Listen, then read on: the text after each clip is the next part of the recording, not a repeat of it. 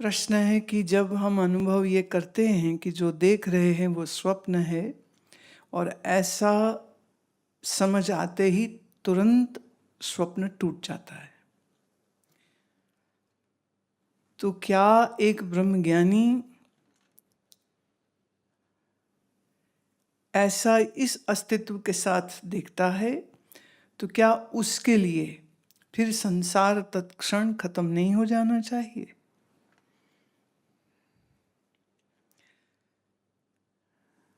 Does it mean that a dream only ends for the dreamer and not the dreamt? Is it akin to cutting the branches of a tree and not the entire tree itself? इसको ऐसे समझो कि ये बिल्कुल सच है।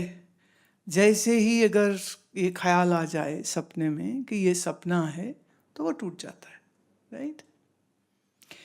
तो क्या ज्ञानी को ये पता नहीं चलता है कि ये संसार सब स्वप्न है, तो उसके लिए तो टूट ही जाना चाहिए, जो दूसरों के लिए बना रहे भले। इसे ऐसे समझो, वेदांत कहता है दो तरह के भ्रम होते हैं।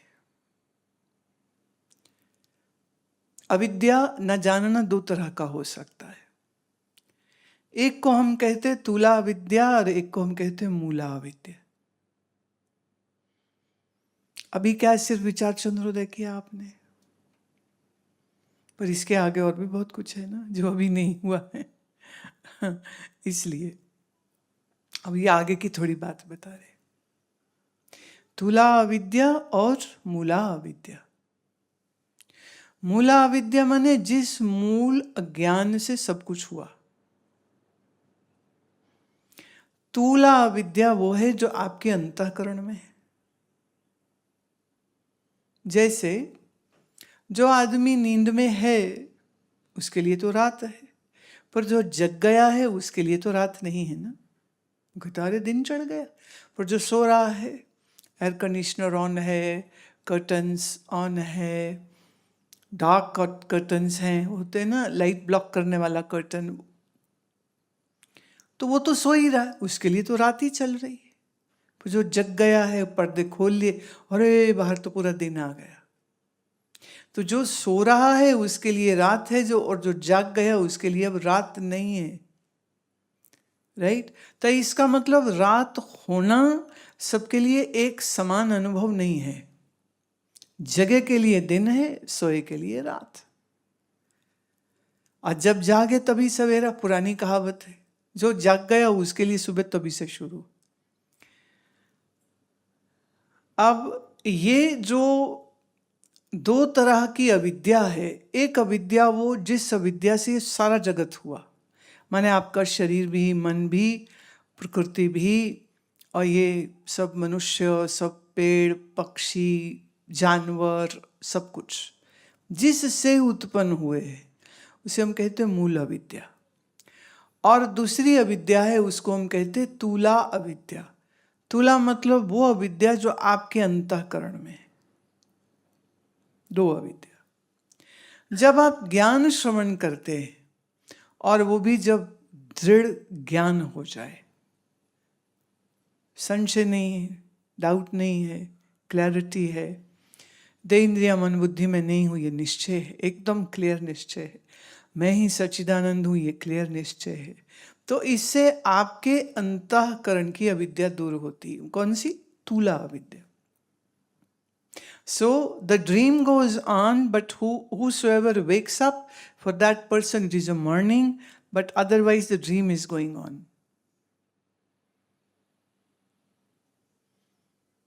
जैसे मैंने कहा ना, जो सो रहा है उसके लिए अभी रात ही है, पर जो जाग गया है उसके लिए तो सुबह हो गई ना, उसके लिए तो सुबह हो गई।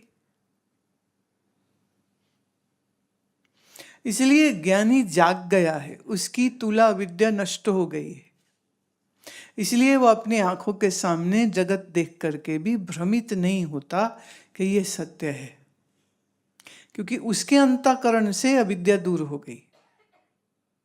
पर जिसके अंतःकरण से अविद्या दूर नहीं हुई उसके लिए तो सब कुछ सत्य, उसका लिए स्वप्न ही सत्य है,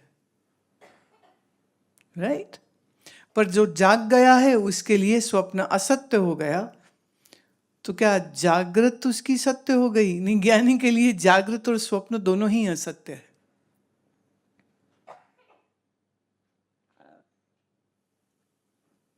ऐसे जानिए,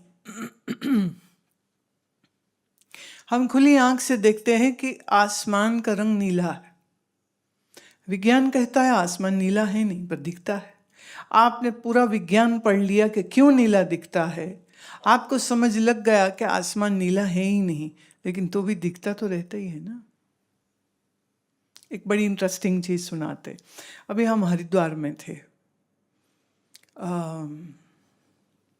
तो गंगा के तट पे बैठे थे और पानी के प्रवाह में मतलब बहता आता है सामान, फूल आ रहे, पत्ते आ रहे, नारियल आ रहे, लोगों ने जो अस्थियां बहाई हैं वो अस्थियां आ रही हैं, प्लास्टिक की बोतलें आ रही। आहा, धन्य है हमारे भारतवासी, जिस गंगा माई को प्रणाम करते हैं उसी गंगा माई में अपना कचरा फेंकते। इससे बड़े गधेड़ापन और क्या हो सकता है? एक्चुअली मुझे गधेड़ापन भी नहीं कहना चाहिए, क्योंकि गधे तो प्लास्टिक यूज ही नहीं करते। प्लास्टिक तो मनुष्य यूज कर रहे हैं, तो इससे ज्यादा बेवकूफी और क्या हो सकती है? पर मुझे गुजरात का यह शब्द बड़ा अच्छा लगता है, गधेड़ो, रियली लाइक इट। तो जब बैठे तो गंगा जी में वो प्लास्टिक की बोतलें, अब वो इतनी दूर थीं कि हमारा तो हाथ नहीं जा सकता, हम कोई ऐसे डिवाइसेस लेके नहीं बैठे हुए थे कि हम पकड़ लेते। फिर ये हुआ कि लगा एक वो जैसे यज्ञ हवन लोग करते हैं, या कई लोग अस्थि के साथ भी नारियल बहाते हैं, तो लगा नारियल आ रहा है, नारियल आ रहा है, नारियल आ रहा है, नारियल आ रहा है। और अचानक वो नारियल मेरी ओर मुड़ा और उसमें आंख कान नाक भी थे। एक्चुअली वो कोई आदमी था जो तैर रहा था, मैंने भाव तेज था ना तो बह रहा था एक्चुअली। तो उसका मुख उस तरफ था, तो हमें तो सिर दिख रहा है, तो काले काले बाल दिख रहे हैं, तो नारियल, बिल्कुल नारियल लगे। तो नारियल नारियल नारियल, मल्ला ये नारियल तो मनुष्य निकला। उसे अचानक मुंडी घुमाई तो मजे ले रहा था, कोई नौजवान था, बह रहा था।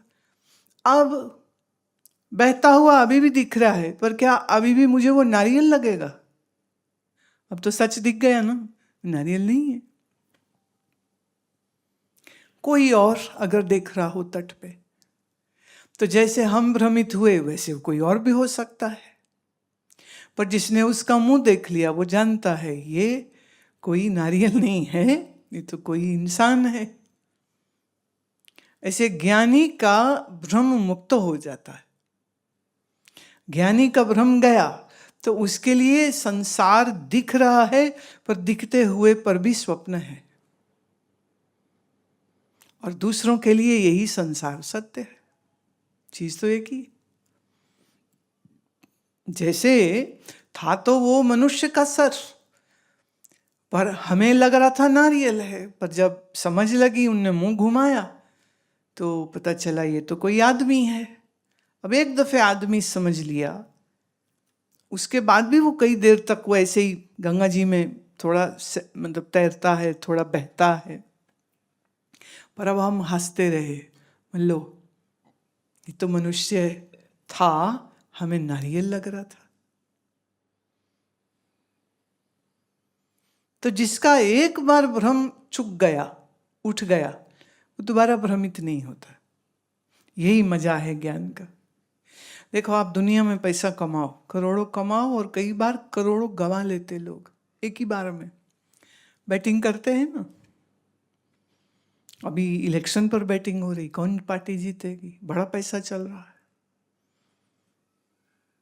पैसा आप करोड़ों कमा सकते हो और एक ही क्षण में करोड़ों गंवा सकते हो। लेकिन ये ज्ञान का धन ऐसा है, एक बार कमा लो फिर गुम नहीं होता। खर्च न खूटे, चोर न लूटे, दिन दिन बढ़त सवायो, मीरा जी कहती। ये दिन दिन बढ़ता जाता है, कम नहीं होता। तो ज्ञानी के लिए भ्रम से मुक्ति पाना, ये हमेशा के लिए मुक्ति हो जाती।